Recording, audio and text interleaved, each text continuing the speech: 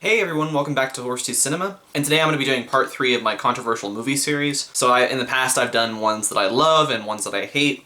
And today I'm going to be doing ones that I'm a little bit more mixed on, where I can see a lot of the good and bad within them. So we'll just get right into it. The first one on the list is Tenet, directed by Christopher Nolan. Okay, my thesis for this is that Tenet is a comedy. Tenet is a fucking hilarious movie. And you might think that's weird because, you know, it's Christopher Nolan and he makes basically the same kind of movie. Usually like high concept movies that explore perhaps sci-fi or just the general concept of time. You have something like Memento, which is told, you know, backwards. Inception, which tries to explore the nature of dreams. Or something like Dunkirk, where it's an event, but that event distorts our perception of time. And it might be weird to think that maybe there's a comedy in there, and Tenet is not conventionally known as a comedy, of course. It's another high concept movie, but I think it is one of the funniest movies I've ever seen in my life. My roommates can confirm with this. When I watched this like a month or two ago, I was just howling. I was cackling. It was like hyena laughter. I think why I found this really funny was just how just completely shameless it is. It is the most Nolan movie you could possibly think of. Because I think Nolan is aware of some of the criticisms that people make of him, how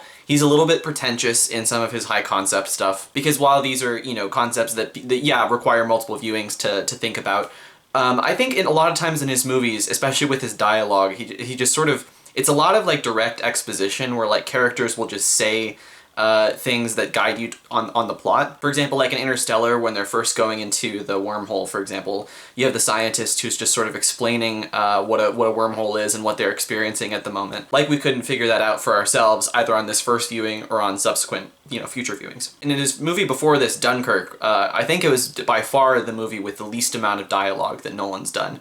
And I really kind of thought that was a huge benefit for it. I really liked Dunkirk. And in Tenet, I think he wanted to go back and sort of just completely be shameless about it. Because I think the dialogue in this movie is some of the most boring, uninteresting stuff I've ever seen him do. But at the same time, that's what I found so hilarious about it. And I think sometimes he's really aware of it. So like there's this line early on when this woman is explaining the concept of time inversion, and the character doesn't seem to really get it, and she basically says, "Don't try and understand it, just feel it."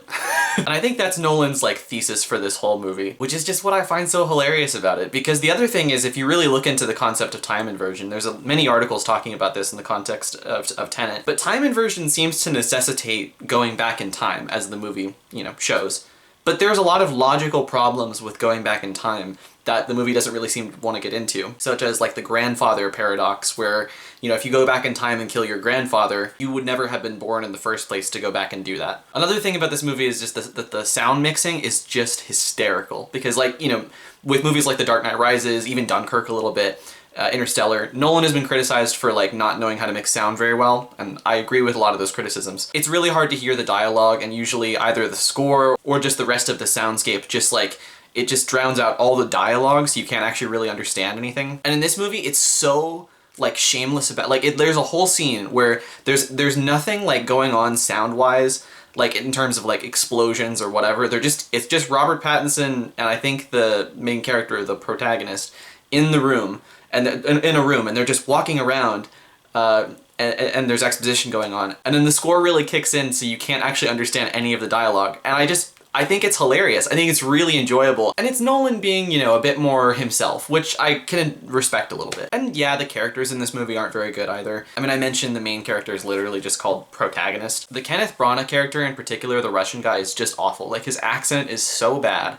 and I don't really understand much about him at all. Part of it might just be, and you probably know this if you've seen my Belfast review, but I just don't really like Kenneth Branagh. And his wife in the movie, Kat, is just really not very well written. A lot of her motivations behind why she's helping the protagonist and his partner, it's a little bit unclear. But overall, just for the humor and like, and I do think some of the action set pieces are really, really fun to watch. Like the car chase, a lot of the reverse entropy stuff, while it's kind of stupid, is really cool to watch. And that climax scene, that, you know, last battle thing, is just great. I had such a great time watching this. So yeah, Tenet is a movie that I don't think is great as far as it being like a great, you know, thriller or whatever, but it's so like shameless about it, and I think it's so fucking funny that I could absolutely watch this again and again. The next one I'm going to be talking about is Mother, which came out I think in 2017, directed by Darren Aronofsky. Man, what is it with Jennifer Lawrence and like really pretentious climate change movies. A lot of people really hate this movie. And I think some of that was due to the marketing, because like they really marketed it as this like horror movie experience. And it's not. It's very allegorical, and really it's just kind of the last 20 minutes that becomes like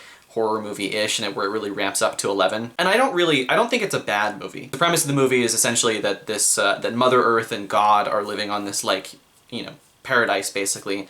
And then they start to take in people, outsiders, and they start corrupting everything and, sort of destroying the house. And it's a metaphor for, humanity's environmental destruction, as well as how like fame kind of plays into that. And I think the movie did a really good job of, putting me in the state of mind of Mother Earth, because while I was watching it, this is going to sound like an insult, but it's not. I was very annoyed and very like frustrated, but I think that's what the movie wanted to make me feel. And towards the end, it really did get very disturbing. And those later aspects of the movie, while it was very unhinged, it definitely did work for me in terms of just feeling what the director, I think, intended with this. And I also thought that the Javier Bardem character, the, God, the writer essentially, he was really interesting. In some ways, because his character is so kind of unable to detach himself from his desire for fame.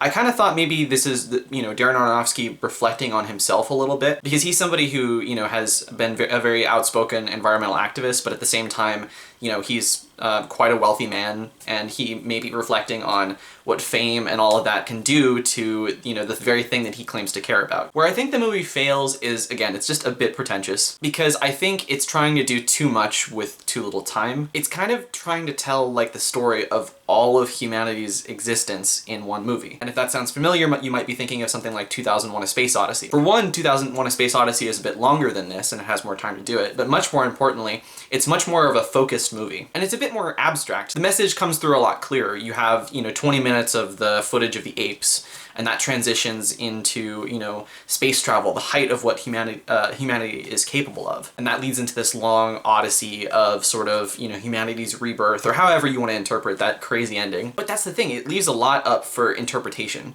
Especially that last like 20 minutes or whatever. I think if you're trying to make a big, movie about all of humanity's existence, I think that like ambiguity is like really essential. Because in this, it sort of feels like he's trying to just push his message a little bit more. Not much seems to be left up to interpretation, at least on my first viewing of it. Yeah, and I just found it a little bit, pretentious. Also, those last 20 minutes, like I mentioned, are just unhinged. I kept thinking while I was watching it, I was like, okay, I get this is disturbing, and I get what he was going for, but sometimes it's just really funny, and I kept thinking that I want Tommy Wiseau to just make these last 20 minutes. That would be gold. Although I do really like the final shot and the way that sort of transitions into the beginning of the movie, and it's sort of like this cycle that keeps going on and on. It's a movie I'd watch again, but it's not one that I'm like crazy about, and I definitely see why a lot of people dislike it, although I don't think it's that bad. And the last one I'm going to talk about is definitely the most controversial movie that probably I've ever talked about. I watched it last night, and I'm not kidding you, it totally wrecked my evening. And that film is Irreversible by Gaspar Noé. So in my movies that I love video, I mentioned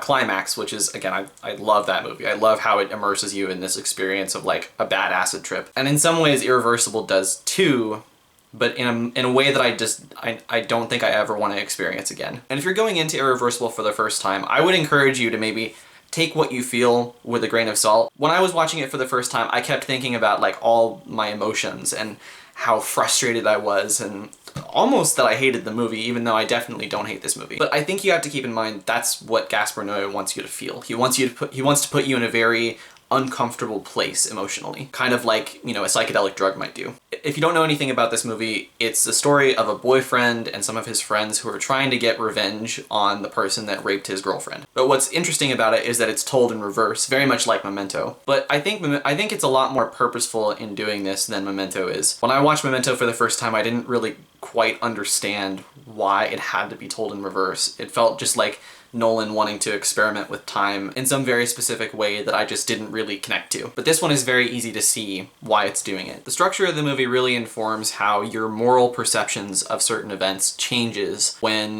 with certain context, when things are presented in a non-linear temporal order. So as an example of how this, reverse structure changes your perception of these events morally. Towards the beginning of the movie, this boyfriend goes to this club and finds the guy who he thinks has raped his girlfriend, and he just starts beating the shit out of him with a fire hydrant. And had that been the climax of the movie, as it was in a temporal sense, it would have been much more like traditional and not as interesting. We would have been on the side of this very violent person. And as the movie kind of goes on, there's other things he does that leads us to believe that, wow, this is actually a really interesting moral gray area. And it wouldn't have quite the same effect if it was just told in a, traditional structural sense. And there are things in this movie that are just near impossible to watch. Before I get into the main thing, I'll also mention that the movie has really odd direction. It sort of the camera is like constantly spinning, and towards the end, I kid you not, there's like 2 minutes of just strobe lights, and I had to turn, I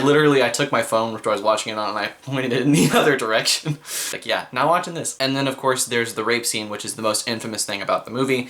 And what's infamous about it is that it's all in real time, it's 10 minutes long, and it is the most awful thing I've ever seen depicted on film, I think. But it is not gratuitous violence, I don't think, and it's not without its purpose. And the reason why it's there in the movie is a very, like, pro-women, pro-feminist type reason. Conveying the sheer brutality of it, even though, of course, anyone understands that how awful of a thing rape is, but when you experience it in this visceral way, it is just unfathomable what an evil thing it is. And to me, the worst thing about that scene is that there's a guy who, it takes place in this like underground tunnel, like between a train station, and there's this guy that walks into the background and sees exactly what's happening, stands there for a minute, and then just walks away because he's worried about, his own safety. And that really makes you feel the guilt of being a bystander. Not to say that everyone has been a bystander to something like that. It makes you feel such guilt for every moment of your life where you've just been a bystander and not done something about something that is immoral. Like I said, it's nearly impossible to watch, but I do think it's important in the movie, and it is very effective. But my whole night was basically ruined by this movie, and by that scene in particular. My girlfriend had watched it the night before, and we were kind of talking about it a little bit, and she had a really interesting theory about why I was a little bit more affected by it than she was. You would think that, if there's a really realistic rape scene in a movie, a woman might be affected by that more because, she's more likely to experience that. And I'm sure that's true for a lot of people. I'm sure a lot of women just, either would react horribly to this movie or might not be able to ever watch it because of the subject matter. But my girlfriend's theory was that because women live in this, constant state of fear, or at least awareness that when you walk the street at night, something terrible could happen to you. A depiction of a rape, that worst case scenario that you're worried about, because you're constantly exposed to it, it might not affect you as much seeing it in a movie format. But men, on the other hand, for the most part, don't live with this same kind of fear, at least not to the same extent. And so if we actually see it depicted on screen, we become more empathetic perhaps than we've ever been in our lives. And you feel the trauma of it because it's that lack of exposure beforehand that really gets to you. So overall, I think Irreversible is actually a very good movie, but it's a movie that I don't really think I can ever watch again, or at least probably not. But it did affect me very deeply, and so I have to at least commend it for that. Anyway, that is the review of 3 controversial movies that I'm kind of, mixed on. So thank you guys so much for watching. If you like this video, you can like the video down below and subscribe to the channel. I've got more content coming out soon that is both Batman and Indiana Jones related, so if you're interested in that, you can look forward to that, and I will see you guys in the next one. See ya.